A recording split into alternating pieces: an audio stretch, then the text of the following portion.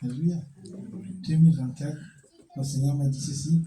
2024, c'est une année de grâce divine surabondante.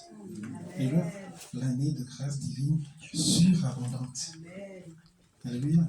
Mais nous savons que cela est attaché à quelque chose. Gloire à Dieu. Amen. Donc, je vais vous apporter le message que le Seigneur m'a mis à cœur. Alléluia. Et j'aurais même voulu commencer par un témoignage, parce que c'est puissant. En fait, pendant que je cherchais la face du Seigneur, j'avais à cœur un message. Alléluia. Vous savez, la dernière fois que j'ai prêché, le Seigneur m'a mis à cœur un message. Donc, celui de bâtir, quel genre de matériel on utilisait, alléluia, afin de bâtir sur l'édifice qui est Christ dans nos vies. Est-ce que tu utilises de l'or, la paille, de l'argent? Qu'est-ce que tu utilises? Parce qu'après, alléluia, les matériaux que tu as utilisés seront éprouvés par le feu. Donc, c'est à partir de là que les œuvres de chacun d'entre nous seront valorisées ou dévalorisées.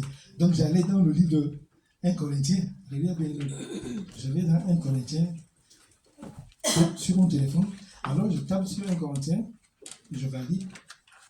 Comme j'ai 3 applications sur mon téléphone, j'ai l'application de la Bible du second, j'ai l'application Summer et j'ai l'application King James. Ça me permet de... Donc j'étais sur le second, quand je clique, alors je me retrouve sur 2 Timothée. 2 Timothée 1.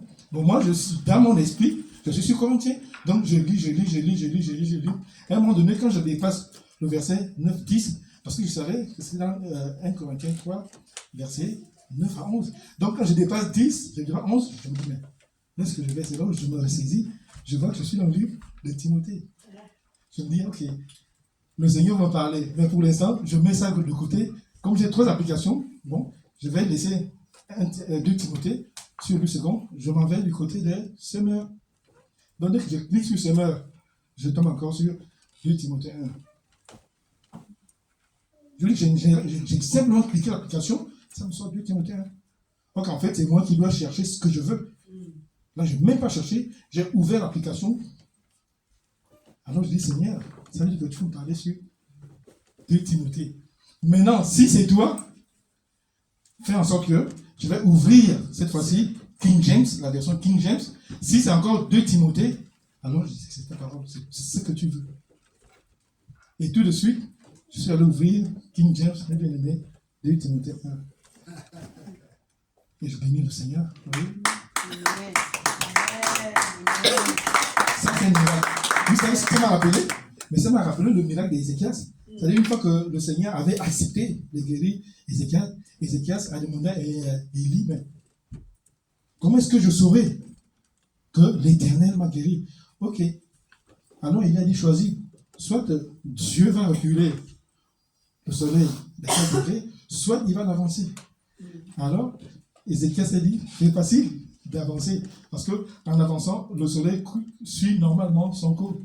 Mais moi, si vraiment le Seigneur me guérit, alors je veux que le Seigneur décale le soleil de 3 degrés. Et le Seigneur a décalé de 3 degrés. Alléluia. Donc je bénis le Seigneur. Ce n'est pas par manque de foi, non, mais c'est que par confirmation. Et maintenant, moi, je veux vous attester que, bien aimé, le Seigneur est au milieu de nous. Le Seigneur est parmi nous. Le Seigneur est avec nous. Et le Seigneur, il nous aime. C'est pourquoi il se manifeste. C'est pourquoi il agit. C'est pourquoi il parle. Et cela fait quoi? Ça bâtit notre foi. Alléluia. C'est quoi je vous partage ce témoignage? C'est vraiment puissant. Donc, ce qui fait que je vais vous lire la 2e lettre de Timothée. Sauf que il y a tellement, le Seigneur me parle tellement, énormément dessus. On va se limiter à lire les 8 premiers versets. Donc je vais lire 2 Timothée 1, du 1er au 8e verset. Vous voyez, j'ai même du mal à parler. Tellement c'est poignant, quoi. De la part de Paul, apôtre de Jésus-Christ, par la volonté de Dieu, chargé d'annoncer la vie qui nous est promise grâce à Jésus-Christ. À Timothée, mon cher fils, que Dieu le Père et Jésus-Christ notre Seigneur t'accordent la grâce, le pardon et la paix. Je remercie Dieu que je sers avec une conscience pure, comme mes ancêtres l'ont fait. Je le remercie lorsque, sans cesse, jour et nuit, je pense à toi dans mes prières. Je me rappelle telle âme et je désire beaucoup te voir afin d'être rempli de joie. Je garde le souvenir de la foi sincère qui est la tienne, cette foi qui anima la grand-mère Loïs et ta mère Eunice avant toi. Je suis persuadé qu'elle est présente en toi aussi. C'est pourquoi je te rappelle, ravive le don que Dieu t'a accordé quand j'ai imposé les mains sur toi. Car l'esprit que Dieu nous a donné ne nous rend pas timides, au contraire, c'est un esprit qui nous remplit de force, d'amour et de maîtrise. Verset 8. N'aie donc pas honte de rendre témoignage à notre Seigneur, n'aie pas honte non plus de moi, prisonnier pour lui. Au contraire, accepte de souffrir avec moi pour la bonne nouvelle, en comptant sur la force que Dieu donne. Que la parole du Seigneur soit acclamée. Amen.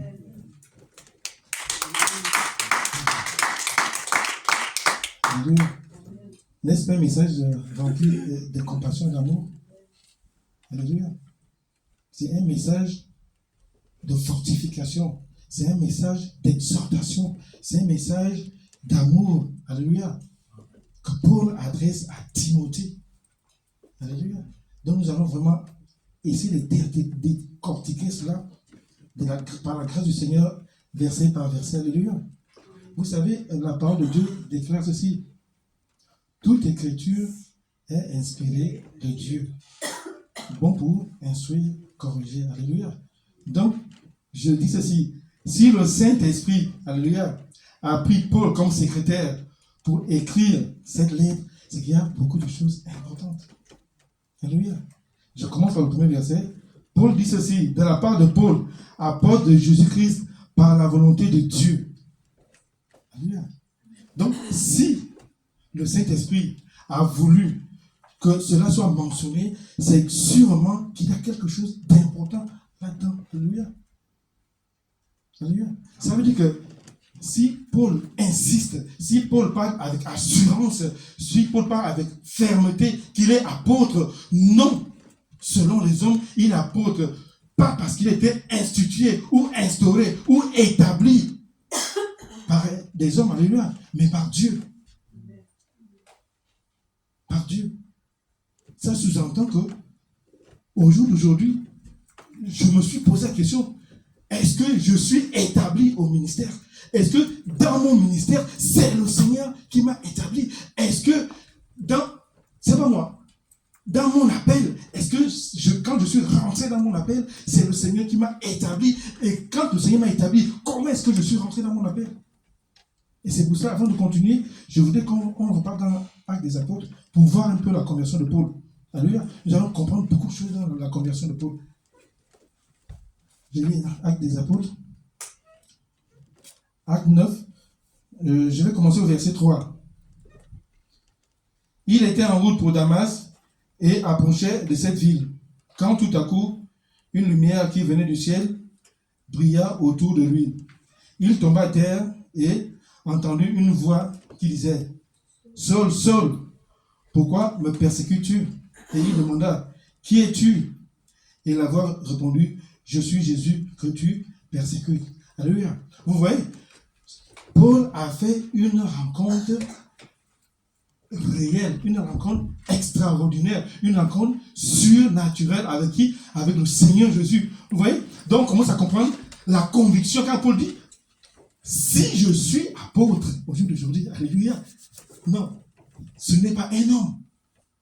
Je ne suis pas allé à Jérusalem, je n'ai pas été dans une école théologique, je n'ai pas été dans une école biblique, je n'ai pas été, non, c'est une rencontre puissante, une rencontre forte avec le Seigneur, alléluia.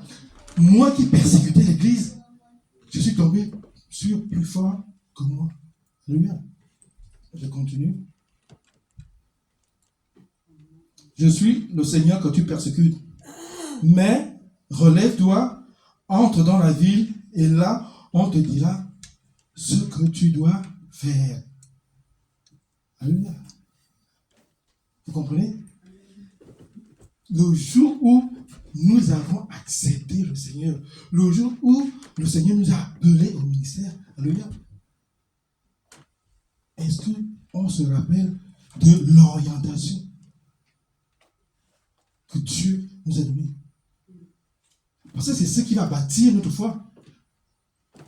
Paul a été appelé et on a dit, voilà ce que tu vas faire.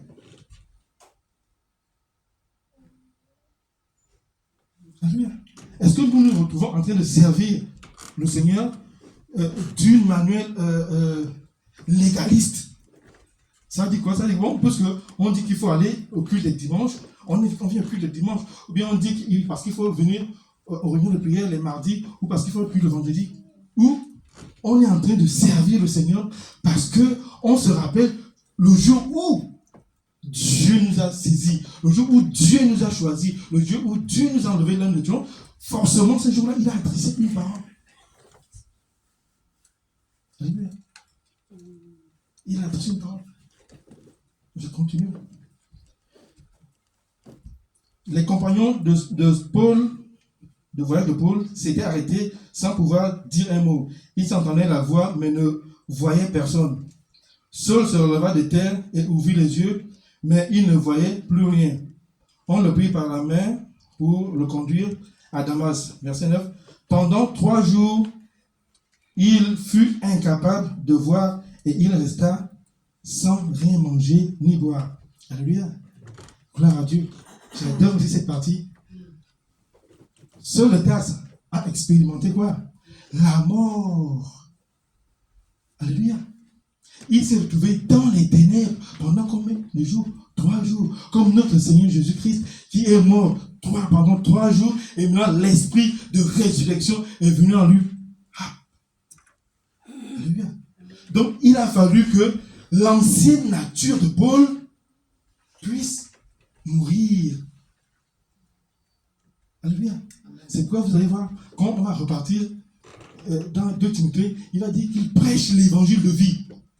Pourquoi il prêche l'évangile de vie? Parce qu'il a expérimenté ce qu'on appelle la mort. Son ancienne nature, l'ancien Paul qui persécutait, l'ancien Paul qui était théologien, docteur en théologie, l'ancien Paul qui était témoin lorsqu'on a lapidé Étienne, l'ancien Paul qui est allé voir les grands prêtres pour dire que donne-moi des lettres de recommandation, je vais aller à Éphèse, je vais aller à Damas pour m'occuper de ces gens-là qui invoquent le nom de Jésus.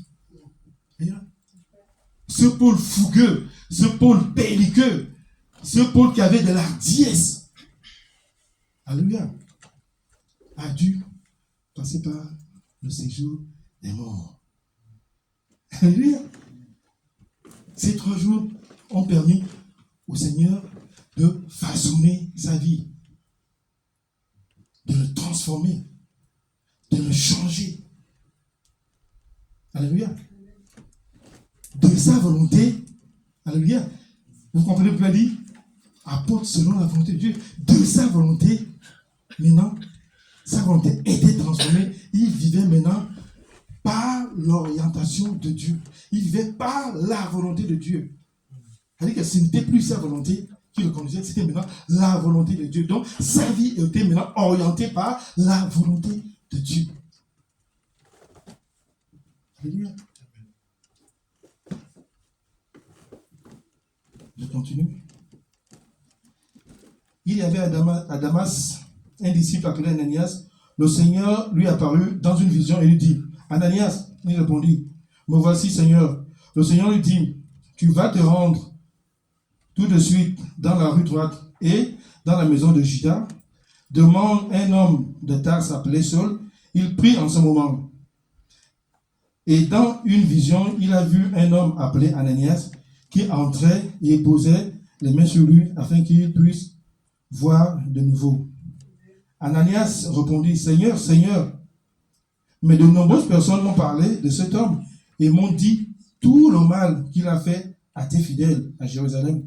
Et il est venu ici avec le pouvoir que lui ont accordé les chefs des prêtres d'arrêter tous ceux qui font appel à ton nom. Mais le Seigneur lui dit, va, car j'ai choisi cet homme et je l'utiliserai pour faire connaître mon nom aux autres nations et à leur roi, ainsi qu'au peuple d'Israël. Verset 16. J'aime beaucoup ce verset. Je lui montrerai moi-même tout ce qu'il devra souffrir pour moi. Alléluia. Je lui montrerai moi-même. N'est-ce pas merveilleux? Alléluia. Je termine. Alors Ananias partit, il entra dans la maison, posa les mains sur Saul et lui dit, Saul mon frère, le Seigneur Jésus qui t'est apparu sur le chemin par lequel tu venais m'a envoyé pour que tu puisses voir de nouveau et que tu sois rempli du Saint-Esprit. Aussitôt, des sortes d'écailles tombèrent des yeux de Paul et il put voir de nouveau. Il se leva et fut baptisé, puis il mangea et les forces lui revinrent. Alléluia. N'est-ce pas merveilleux? Mais j'ai envie de relever quelque chose de très important. Alléluia.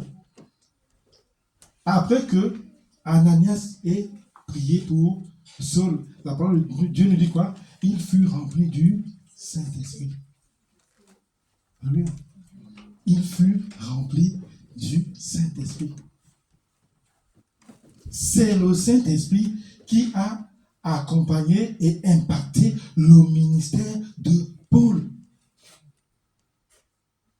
Donc, au jour d'aujourd'hui, le Seigneur nous dit, nous avons besoin d'avoir une relation particulière avec le Saint-Esprit. Personnellement, je me suis confessé, je me suis repenti devant le Seigneur. Je dis, oui, Seigneur, je sais que j'avais une relation avec le Saint-Esprit, mais c'est une relation à distance. Alléluia. J'avais une relation à distance avec le Saint-Esprit.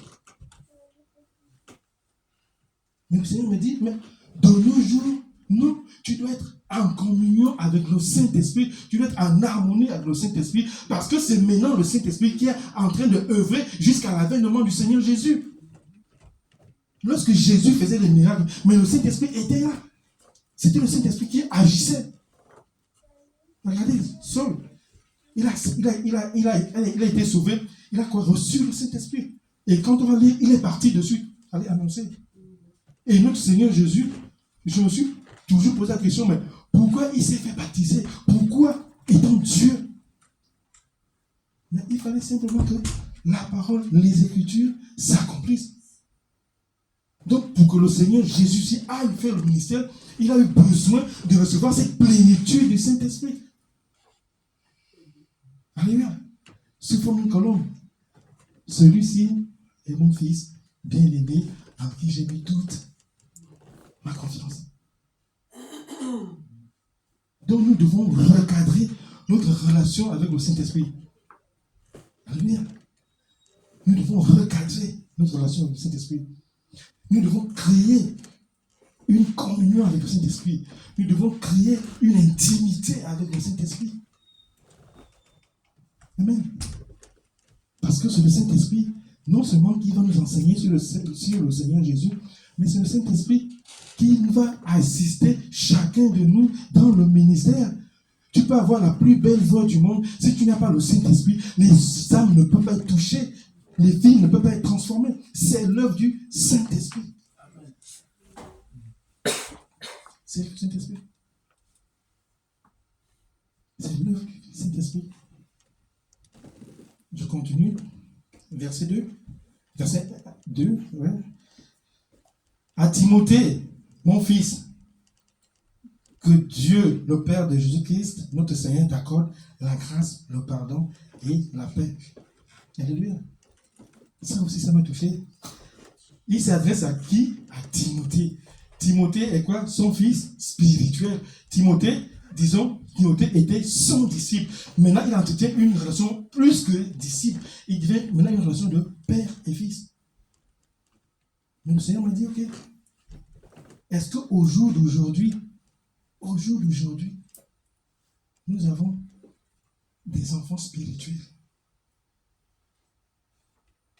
En tant qu'enfant de Dieu, en tant que chrétien né de nouveau, combien de fils spirituels as-tu? Ça veut dire en deux termes, combien de personnes tu as conduit au Seigneur Jésus et tu as amené ces personnes à être disciples. C'est pourquoi Paul a commencé par apôtre de Jésus-Christ. Moi je me suis dit, Seigneur, est-ce que tu parles du ministère? Le Seigneur me dit non. Paul, quand il se présente en tant qu'apôtre, c'est vrai qu'il y a une partie, c'est un ministère qu'il a reçu, mais le plus important de la révélation, c'est que notre fondement, le fondement de la vie chrétienne, le fondement de l'Église doit être basé sur l'enseignement apostolique. Et c'est quoi l'enseignement apostolique? Regardez, qu'est-ce que le Seigneur Jésus a fait? Lorsqu'il est arrivé, n'a-t-il pas pris des disciples? Il a choisi des personnes.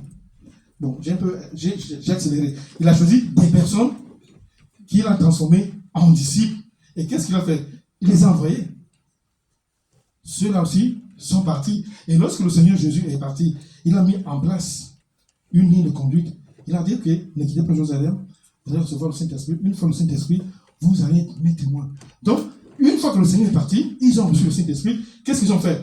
Eux, maintenant, à leur tour, ont commencé à faire des disciples. Donc, le fondement apostolique est basé sur un principe de disciple. C'est-à-dire que toi, en tant qu'enfant de Dieu, tu ne peux pas commencer ta vie, ta foi chrétienne, sans avoir amené quelqu'un à Christ, sans avoir amené quelqu'un à être mature dans la foi. C'est bien de témoigner, mais d'une manière apostolique. Il faut faire des disciples qui, à leur tour, sont capables de faire d'autres disciples, qui, à leur tour, sont capables de faire d'autres disciples. C'est ça aussi, le principe de la mission. Et c'était ça avec Timothée. C'était le fils, c'est Timothée a accepté le Seigneur Jésus par Paul, et Paul l'a enseigné. Timothée, à son tour, a commencé à enseigner.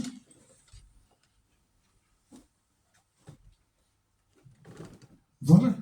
Le Seigneur dit, prenons des nouvelles résolutions. Tu as 2024, maintenant, il faut établir dans la vision apostolique de l'œuvre. Bien aimé, vous voyez, est-ce normal qu'en tant qu'enfant de Dieu, on fasse 365 jours sans faire un seul disciple? Ça va dans le même message que je disais la dernière fois. Nos œuvres seront éprouvées. Nos œuvres seront éprouvées. C'est vrai qu'on remet tout entre les mains du Saint-Esprit.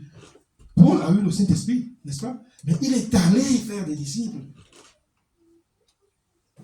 Et le Seigneur Jésus, avant de partir, qu'est-ce qu'il a dit? Père, comme tu m'as envoyé, moi aussi je les envoie. C'est pourquoi j'ai parlé de cet aspect apostolique, cet aspect prophétique, qui fait en sorte que nous ayons à l'idée de bâtir. Mais si on fait 365 jours, 365 jours, 365 jours, on commence à être des chrétiens comment? Affaiblis ou insensibles. C'est pourquoi Paul a exhorté Timothée, ravive le don. C'est ça le titre de mon message. Il faut raviver le don que tu as reçu du Seigneur. Alléluia. Il faut raviver le don.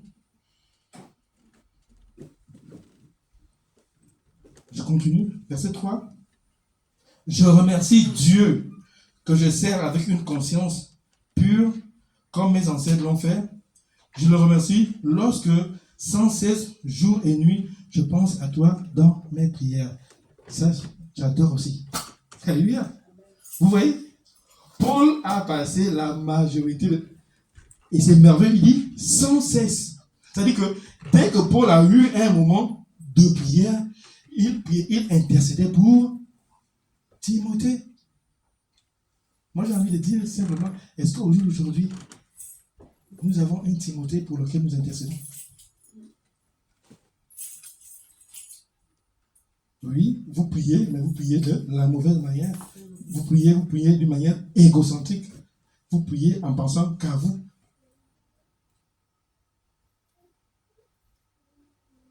Le Seigneur me dit, à partir du moment où tu vas réaliser que l'œuvre chrétienne la vie chrétienne ne tourne pas autour de toi, tu vas commencer à faire des miracles avec Dieu. Mais nous, les enfants de Dieu, la majorité de nos prières, c'est ça. Non. Le jeu est mort. Le jeu, c'est notre ancienne nature. Notre ancienne nature qui est morte dans les eaux du baptême quand nous avons accepté le Seigneur. Maintenant, nous sommes une créature nouvelle.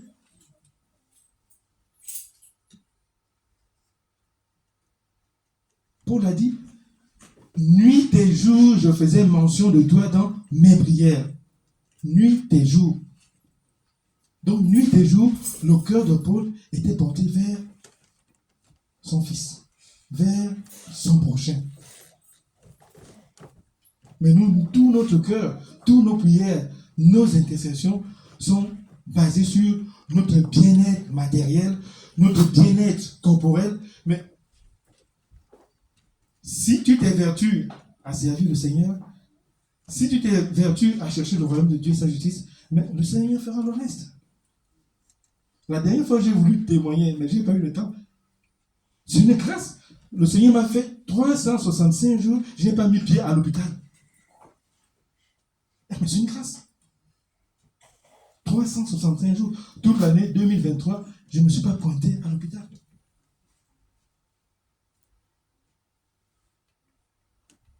Alléluia. Donc ce soir, le Seigneur dit non. Voici la bonne manière de prier. Priez les uns pour les autres. Intercédons les uns pour les autres. Intercédons pour les besoins des uns des autres. Faisons abstraction de nous.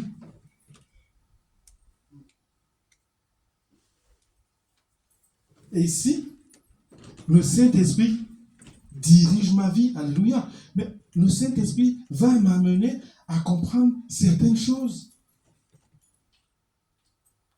Alléluia. Le Saint-Esprit va m'amener à comprendre certaines choses. Le Saint-Esprit va m'amener dans une dimension où ce n'est plus ma volonté, mais c'est la volonté de Dieu qui agit à moi. Alléluia. C'est la volonté de Dieu qui devient maintenant mon orientation.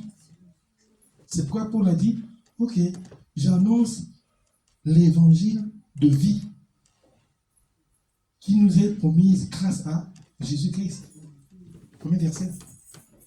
Ça veut dire quoi? Paul a compris que car Dieu a tant aimé le monde qu'il a donné son Fils, Jésus-Christ, afin que quiconque croit en lui ne périsse point, mais qu'il ait la vie. Or, la vie se trouve en Jésus. Et comme Jésus n'est pas là, qui est-ce qui nous amène à témoigner de l'amour de Jésus? Le Saint-Esprit. Le Saint-Esprit, bien aimé. Laissons-nous sceller par le Saint-Esprit. Désirons le Saint-Esprit. Aspirons au Saint-Esprit.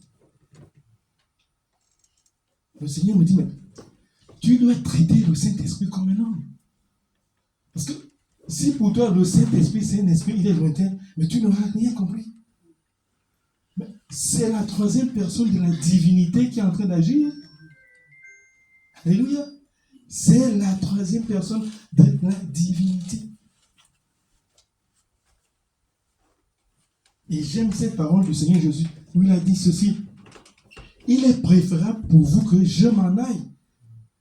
Pourquoi? Parce que le Saint-Esprit, nous avons besoin de recevoir le Saint-Esprit.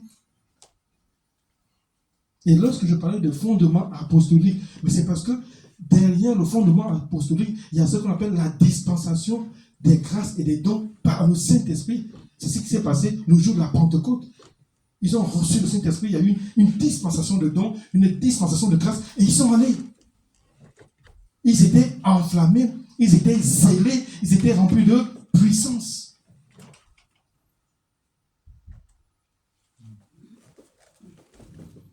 Je continue. Verset 4. Je me rappelle tes larmes et je désire beaucoup te revoir afin d'être rempli de joie. Je garde le souvenir de la foi sincère qui est la tienne. Cette foi qui animait ta mère Loïse et ta grand-mère Loïse, ta mère Eunice avant toi, je suis persuadé qu'elle est présente en toi. Alléluia. Ça aussi, ça m'a fait du bien. Là, il y a ce qu'on appelle l'éthique de la responsabilité envers nos enfants. Sa grand-mère a prêché l'évangile à sa mère a prêché l'évangile à Timothée. L'éthique de la responsabilité face aux enfants. Alléluia. Est-ce que nous annonçons la foi à nos enfants? Est-ce que nous apprenons à nos enfants de dépendre de Dieu? Alléluia. Nous devons donner ce que nous avons. Et j'avoue quand même que les chrétiens, on a du mal. Je ne sais pas pourquoi on a du mal à enseigner nos enfants. Je ne sais pas pourquoi. On a du mal à enseigner nos enfants. On a du mal à faire comprendre à nos enfants que nous dépendons de Dieu. Mais je bénis le Seigneur parce que nos enfants, de par nos actes, voient. Alléluia. Mais l'idéal, c'est que nous témoignons de notre foi chrétienne à nos enfants. C'est ce que Paul dit. N'est-ce pas une grâce? Nous sommes chrétiens, nous sommes nés de nouveau. À nos enfants, nous devons dire, non, si au jour d'aujourd'hui, tu vois tout ce que tu as là, tout ce luxe-là, tout ce bien-là, mais c'est parce que j'ai accepté un Dieu qui a fait de moi ce que je suis au jour d'aujourd'hui. On a même du mal à donner notre témoignage à nos enfants. On dit, voici comment j'étais avant Jésus. J'étais un menteur, j'étais un alcoolique, je vivais en désordre. J'étais quelqu'un de colérique, quelqu'un de haineux. Un monde ne marchait pas dessus.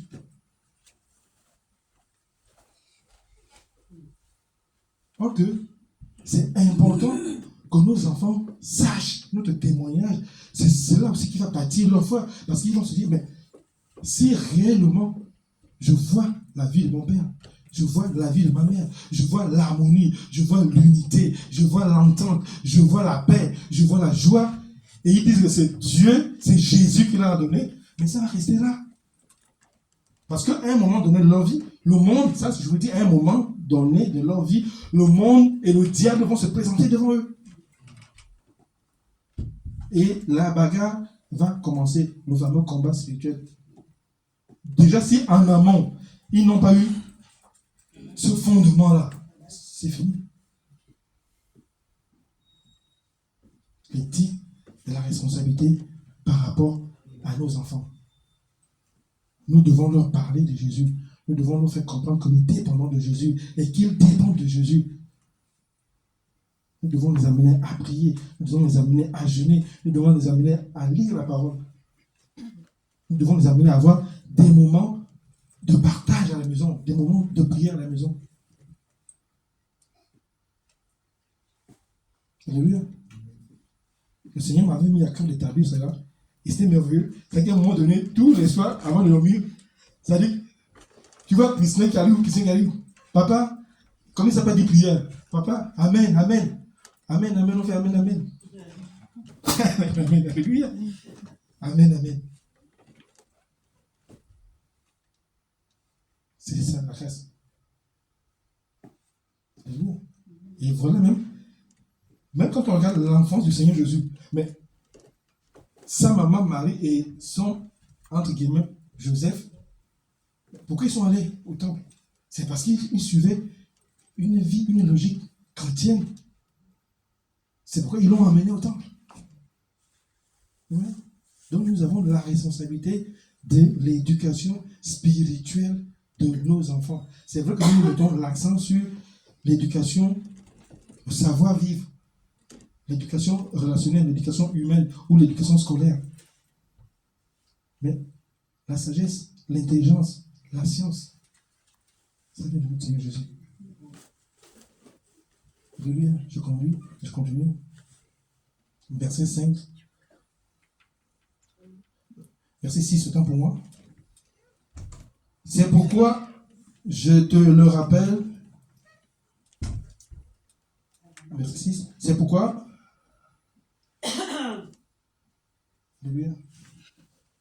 C'est pourquoi je te le rappelle, maintiens en vie le don que Dieu t'a accordé quand j'ai posé les mains sur toi. Car l'esprit que Dieu nous a donné ne nous rend pas timides, au contraire, c'est un esprit qui nous remplit de force, d'amour et de maîtrise de soi. Alléluia. Paul dit à Timothée de raviver le don. Ravive le don que tu as reçu, Seigneur. Alléluia. Ravive le don. Tu as reçu le Saint-Esprit. Il faut raviver la flamme du Saint-Esprit dans ta vie. Parce que c'est le Saint-Esprit qui est le dispensateur des dons. Et je me rappelle bien un verset merveilleux dans la Bible, mais très puissant. Alléluia, c'est 1 Thessaloniciens 5, verset 19. Ça dit ceci: n'éteignez pas l'esprit. Alléluia. Donc ça veut dire qu'à un moment donné, notre manière de vivre, à un moment donné, notre manière, notre relation avec le Seigneur, il y a des choses qui peuvent nous entraîner à faire en sorte que la flamme du Saint-Esprit s'éteigne dans nos vies. Le Seigneur dit, n'éteignez pas l'esprit. C'est pourquoi Paul dit à Timothée, il faut ranimer la flamme. Il faut ranimer la flamme. Le zèle que tu avais, l'amour que tu avais, la sagesse que tu avais. J'ai comme l'impression que petit à petit, tu es en train de te confronter là-dessus. Parce que nous verrons au verset 8 qui dira ceci: n'aie donc pas honte de rendre témoignage à notre Seigneur. Alléluia. N'aie pas honte non plus de moi, prisonnier pour lui. Au contraire, accepte de souffrir avec moi pour la bonne nouvelle en comptant sur la force que Dieu donne. Amen. Donc nous voyons que sans le Saint-Esprit, nous aurons du mal à parler de Jésus. Nous aurons du mal. Parfois même nous faisons comme Pierre. Celui-là n'était pas vrai. Ah non, je ne le connais pas, c'est pas moi. Vous allez voir, même parfois, c'est des non-chrétiens qui vont te dire que Dieu te bénisse. Alléluia. Ça m'est arrivé plusieurs fois. J'ai rendu service à une petite manière. Que Dieu te bénisse. Oui. Oui. Mais nous, on a du mal à parler de Jésus aux gens. On a du mal à dire aux gens, car Dieu a tant aimé le monde, car Dieu t'a tant aimé qu'il a donné son Fils, Jésus-Christ, mourir à la croix pour toi, afin que si tu crois en lui, tous tes péchés te sont pardonnés. On a du mal. Mais la parole nous dit le pourquoi. Parce que soit la flamme est en train de diminuer, soit la flamme est éteinte. Et c'est pourquoi le Seigneur dit ce soir, il faut ranimer cela. Il faut ranimer ce feu-là. Il faut réenflammer cet amour en toi. Il faut que cela puisse recommencer à crépiter. Il faut que tu aies la gloire de Dieu dans ta vie. Alléluia. En cette nouvelle année, cette année de grâce surabondante, nous avons besoin d'être enflammés par le Saint-Esprit. Parce que nous avons des défis à relever. Nous avons des défis. Et encore, le Seigneur m'a parlé la dernière fois. Ça, quand je vous le dis, mais nous avons une banque alimentaire, n'est-ce pas, ma sœur Esther? Oui. Mais pendant 361 jours, est-ce que nous avons fait des petits paquets? Nous avons pris une voiture, on cherchait un frère, deux frères dans l'église qui est disponible. Allons-y un peu à bord de la chapelle. Il y a les nécessités devant, on va les distribuer. Mais j'ai vu, tu as dû trier quelquefois les denrées périmées. Ouais. Donc, il y a des gens qui meurent de faim. Dehors. C'est ce que c'est dit. C'est une bonne chose de faire une banque alimentaire, mais c'est nettement mieux d'aller bénir les gens. Et en les bénissant, quand vous allez parler de Jésus, mais déjà le simple fait que tu vas lui donner, lui tendre des aliments, il va t'accorder 5 minutes. Pourquoi? Parce que tu es en train de bénir, il va accepter de t'écouter. Et c'est à ce moment-là que tu vas prêcher l'évangile.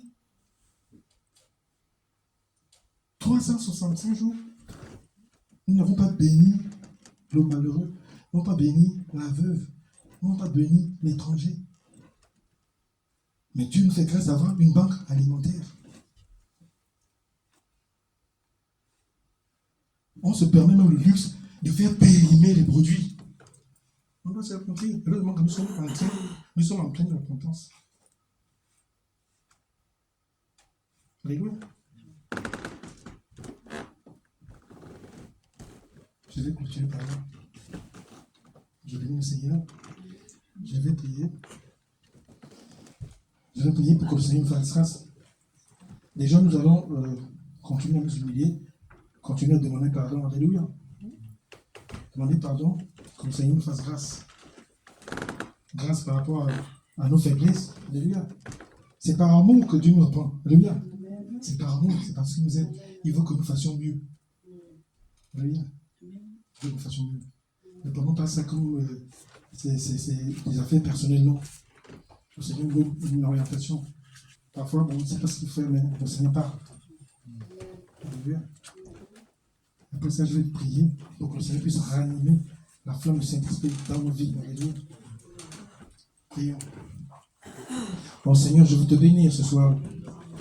Saint-Esprit, sois élevé. Saint-Esprit, sois acclamé. Seigneur Jésus,